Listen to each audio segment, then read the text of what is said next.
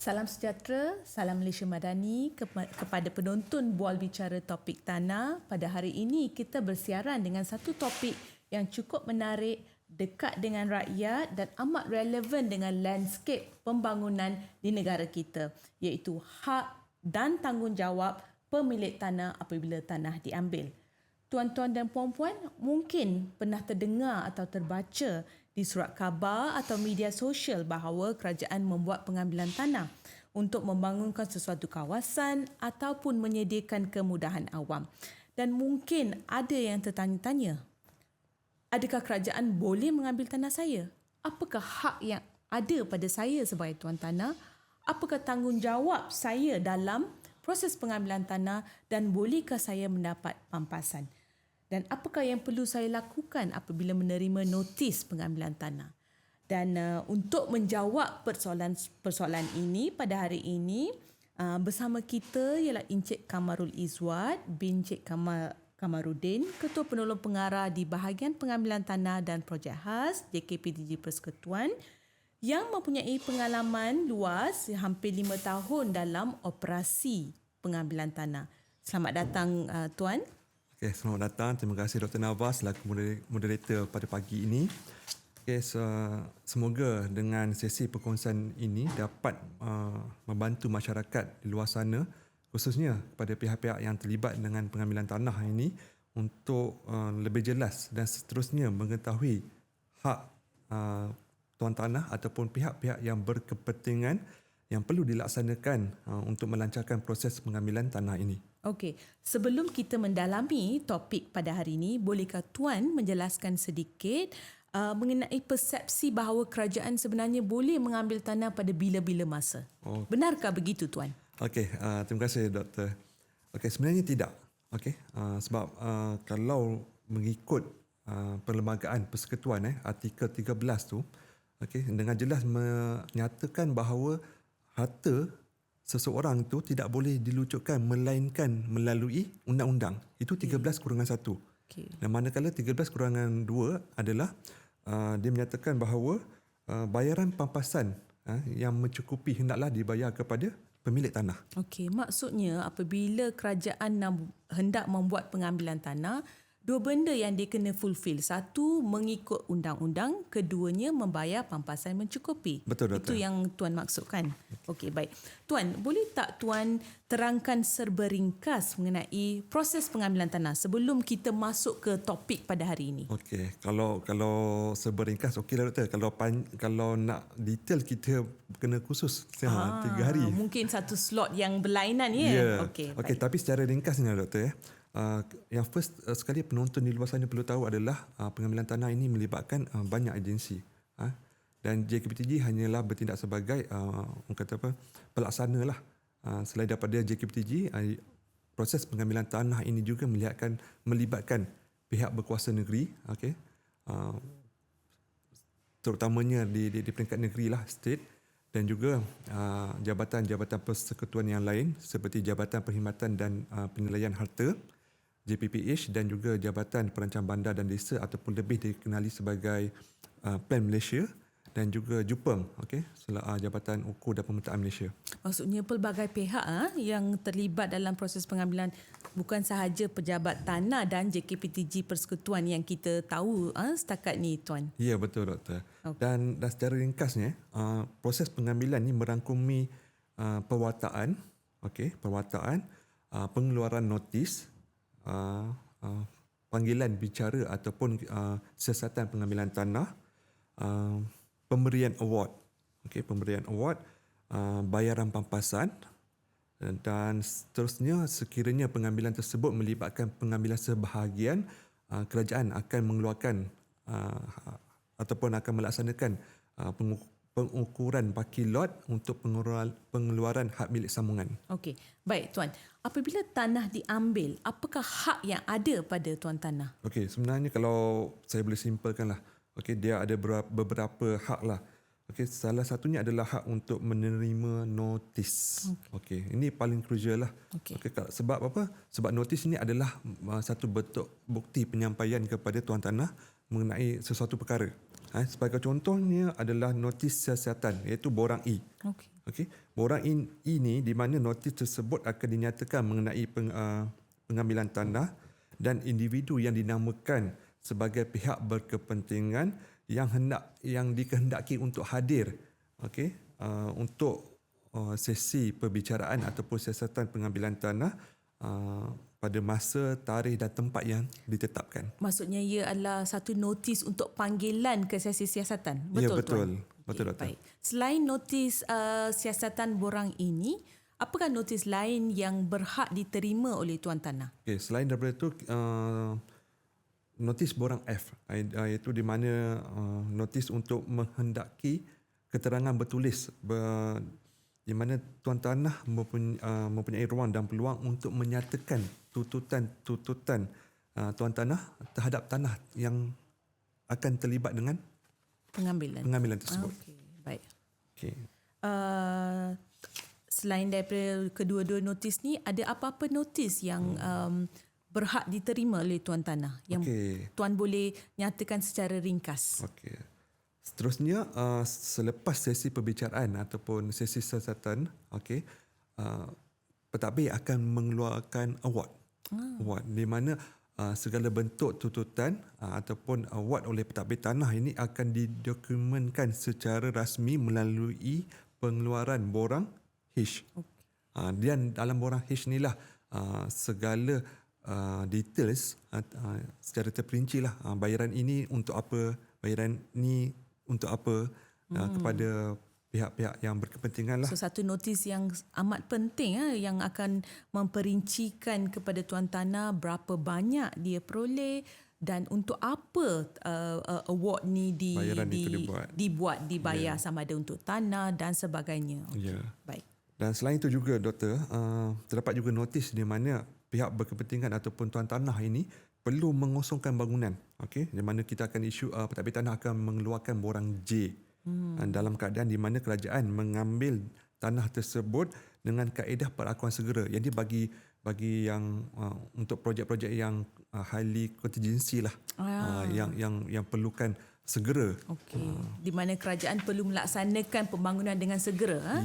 Dalam situasi tersebut, borang J akan dikeluarkan untuk pengosongan bangunan. Okay. Tuan dah sebut notis-notis yang akan disampaikan yang berhak diterima oleh tuan tanah. Bagaimanakah notis-notis ini akan disampaikan kepada tuan tanah? Okey, notis ni pemilik tanah ataupun pihak berkepentingan perlu mengetahui bahawa penyampaian notis ini akan dilaksanakan kepada tuan tanah secara peribadi, okey, melalui ejen ataupun pos berdaftar seperti mana yang termaktub dalam Akta Pengambilan Tanah. Kat sini, Dok, kalau boleh saya remind sikitlah tuan tanah untuk update alamat dalam geran masing-masing, supaya notis yang kita hantar tu sampai ke alamat yang sepatutnya. Ya, okey. Ini satu maklumat yang penting kepada penonton-penonton di sana supaya kalau ada pertukaran alamat dan sebagainya, maklumat perhubungan perlu dimaklumkan kepada pejabat tanah. Ya, betul, Dok. Ya, betul. Okey, seterusnya adakah ada tak hak lain yang perlu diketahui oleh tuan tanah? Ada, Doktor. Selain daripada itu, tadi kita bercakap berkaitan dengan notis ini adalah hak untuk hadir ke sesi siasatan lah. Okey. Sesi ini amat penting kerana di sinilah segala persoalan ataupun rumus ataupun gosip boleh dimutakmadkan. Okey, di mana dalam sesi ini pihak tuan tanah akan mengemukakan dia punya tuntutan dan pentadbir tanah akan membuat satu award kepada pemilik ataupun pihak yang berkepentingan lah. Pentadbir tanah on behalf kerajaan, kita akan nilai base daripada laporan yang dikemukakan oleh Jabatan Penilaian dan Perkhidmatan Harta. Dari segi tuan tanah, laporan akan dikemukakan oleh penilai swasta lah yang dilantik. Maksudnya tuan tanah berhak untuk melantik penilai swasta, betul? Betul, Doktor. Kos apa pula? Bagaimana pula dengan kos untuk pelantikan jurunilai swasta ni? Akan perlu ditanggung oleh tuan tanah tu sendiri? Okey, untuk yang kes ni, Dr. Nawa, ramai yang orang kata apa, oh saya tak ada duit, saya tak cukup duit, nak lantik ni fee berapa. Ini jangan risau, penonton-penonton kat luar, kalau terlibat dengan pengambilan tanah, fee penilai swasta ini akan dibayar oleh pihak kerajaan. Dibayar oleh pihak kerajaan. Dan bukannya dibayar oleh pemilik ataupun pihak yang berkepentingan. Maksudnya ini satu info yang amat penting yang perlu diketahui oleh tuan tanah supaya mereka tidak perlu mendahulukan duit untuk membayar jurunilai swasta, ya. Betul. Okey. Alright. Selain itu, ada tak hal lain yang tuan tanah perlu ketahui dalam proses pengambilan tanah? Salah satu hal yang penting juga adalah untuk tuan tanah, dia perlu mengetahui bahawa mereka entitled untuk membuat bantahan. Mereka mempunyai ruang dan peluang selepas pentadbir tanah memutuskan award. Okay. Mana kata kalau mereka tidak berpuas hati dengan award yang dikemukakan oleh pentadbir tanah, mereka boleh membuat bantahan ke mahkamah melalui dengan mengemukakan borang N kepada pentadbir tanah. Okey, maksudnya ada peluang untuk tuan tanah untuk buat bantahan terhadap jumlah pampasan, ya tuan? Betul. Kepada jumlah pampasan yang diawardkan oleh pentadbir tanah, mereka tak bersetuju, tak berpuas hati, masih ada ruang untuk dirujuk ke mahkamah. Betul. Maksudnya rujukan ke mahkamah ni adalah melalui pentadbir tanah, ya tuan? Bukan terus kepada mahkamah, ya? Betul, dia akan melalui pentadbir tanah, di mana kalau ikutkan doktor, dia ada empat item yang boleh dibantah. Okay. Yang pertamanya adalah macam doktor cakap tadi, jumlah pampasan yang ditawarkan. Okay. Yang keduanya yang boleh dibantah adalah keluasan pengambilan tanah. Yang ketiga adalah pembahagian pampasan tersebut, ataupun yang last sekali adalah kepada siapa pampasan tersebut diberikan. Okey, maksudnya ada 4 perkara yang boleh dibuat bantahan ataupun rujukan ke mahkamah oleh tuan tanah. Betul, doktor. Okey. Baik. Tuan, tadi tuan dah perincikan hak-hak yang ada kepada oleh tuan tanah dalam proses pengambilan tanah. Saya pasti mereka pun mempunyai tanggungjawabnya dalam melancarkan proses pengambilan tanah yang dilaksanakan oleh kerajaan. Mungkin tuan boleh secara ringkasnya memperincikan, menjelaskan mengenai tanggungjawab yang ada pada tuan tanah. Okey, yang pertama sekali, doktor, penonton kena tahu salah satu yang membantu kelancaran proses pengambilan tanah ini adalah peranan yang dimainkan oleh tuan tanah itu sendiri. Okey, dalam hal ini kalau boleh saya advise, tuan tanah untuk membuat persediaan lah. Okey, membuat persediaan sebelum sesi perbicaraan ataupun sesi siasatan oleh pentadbir tanah. Dan tanggungjawab, maksudnya datang ke sesi siasatan dengan bersedialah, bukan datang di sana tidak pasti. Okey, ketidakpastian tu mungkin boleh dapat penjelasan daripada pentadbir tanah, tapi kalau boleh macam tuan sebut tu, apa dokumen yang perlu dibawa dan sebagainya perlu disediakan lebih awal supaya proses pengambilan tanah tu berjalan lancar. Ya, betul, doktor. Dan dalam borang E ataupun borang F tu kita akan mention dokumen-dokumen apa yang diperlukan oleh pentadbir tanah untuk membuat award tersebut. Okay. Dan kalau boleh saya sentuh, doktor, tanggungjawab yang penting selain daripada yang dokumen itu tadi adalah kehadiran tuan tanah ataupun pihak berkepentingan ke sesi perbicaraan. Untuk makluman doktor, kita ada satu privilege lah ataupun token untuk tuntutan perjalanan untuk kos hadir bicara lah, ataupun kita panggil sebagai kos hadir bicara yang dibayar kepada tuan tanah. Mana kata kalau contoh tanah tersebut terletak di Kedah dan tuan tanah bermastautin di Kuala Lumpur.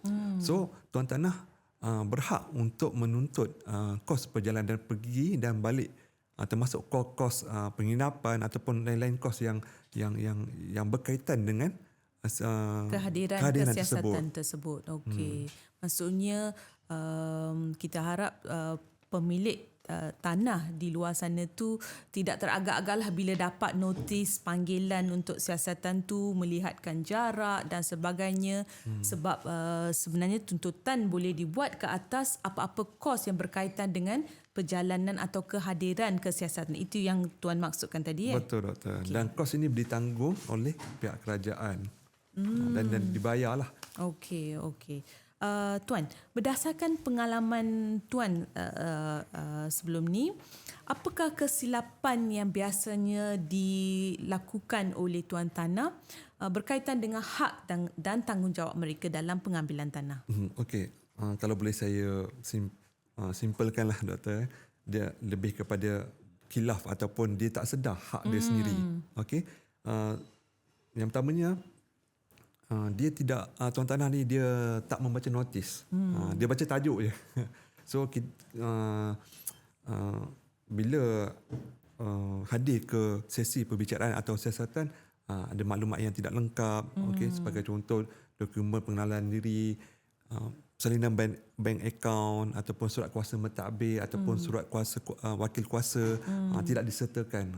So bila tak ada benda ni, kita bagi pentadbir tanah mengalami sesuatu yang sukar lah. Okey. Maksudnya dia boleh juga sebab ketiadaan dokumen ataupun maklumat yang diminta tu bila tiada ia boleh melambatkan juga Ya, betul, proses doktor. pengambilan tanah, award daripada pentadbir tanah. Itu yang tuan cuba maksudkan tadi. Ya, dan apabila dokumen-dokumen ini tidak cukup, Dr. Nava, tendensi untuk pentadbir tanah untuk tangguhkan perbicaraan tersebut adalah tinggi. Sebab kita tanpa dokumen-dokumen yang lengkap ini, kita tak boleh nak proceed untuk next stage lah. Dan untuk sebagai contoh, penyata bank, kalau bank tersebut yang penyata tu tak jelas ataupun bank tersebut, akaun bank tersebut tidak aktif, dia melambatkan proses pembayaran.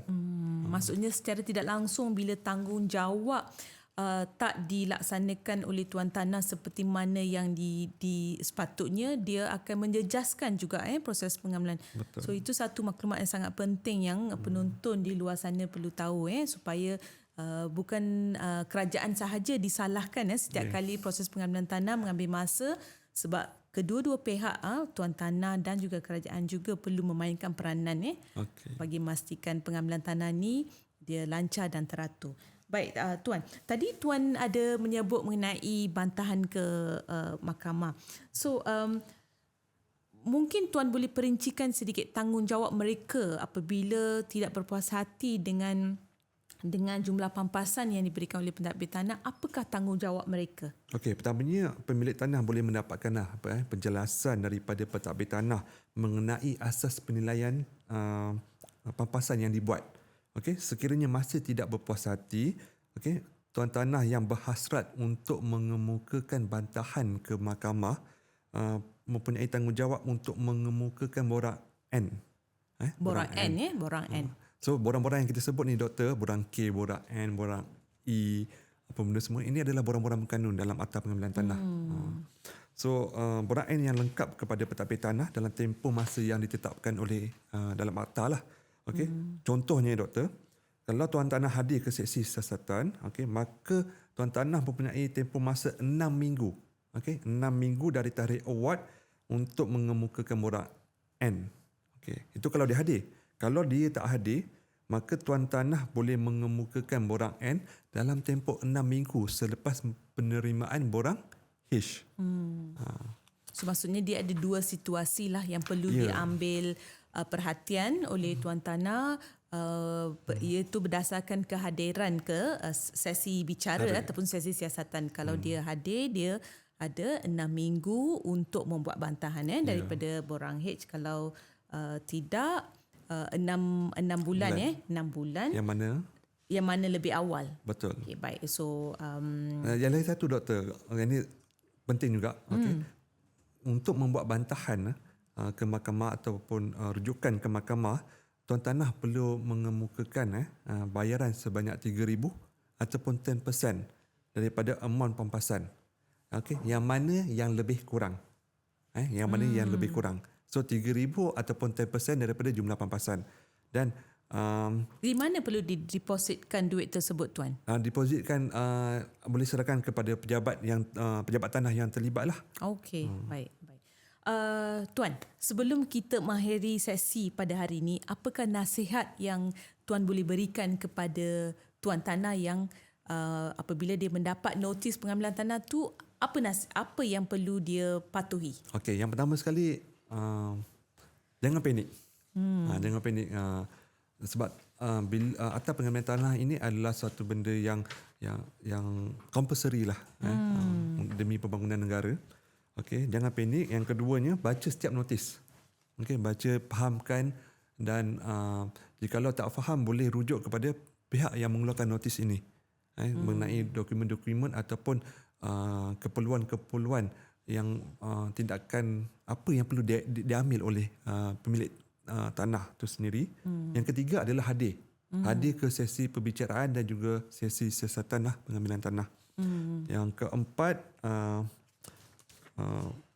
memahami hak tuan tanah untuk menerima pampasan yang mencukupi dan membuat bantahan sekiranya tidak berpuas hatilah mengikut yang diperuntukkan melalui undang-undang akta pengambilan tanah yang macam saya maklumkan sebelum inilah. Okey. Baik, terima kasih Encik Kamarul Izwat atas perkongsian yang sangat jelas dan bermanfaat tersebut. Semoga perbincangan pada hari ini memberi kefahaman dan penjelasan bahawa pemilik tanah bukan sahaja mempunyai hak tetapi juga perlu memainkan tanggungjawab untuk bekerjasama dengan kerajaan dalam pelaksanaan proses pengambilan tanah. Dengan memahami kedua-dua elemen tersebut, proses pengambilan tanah boleh dilaksanakan secara teratur, adil dan telus. Terima kasih kepada semua yang mengikuti sesi ini. Semoga bertemu lagi dalam satu lagi topik dan program yang akan datang. Sekian.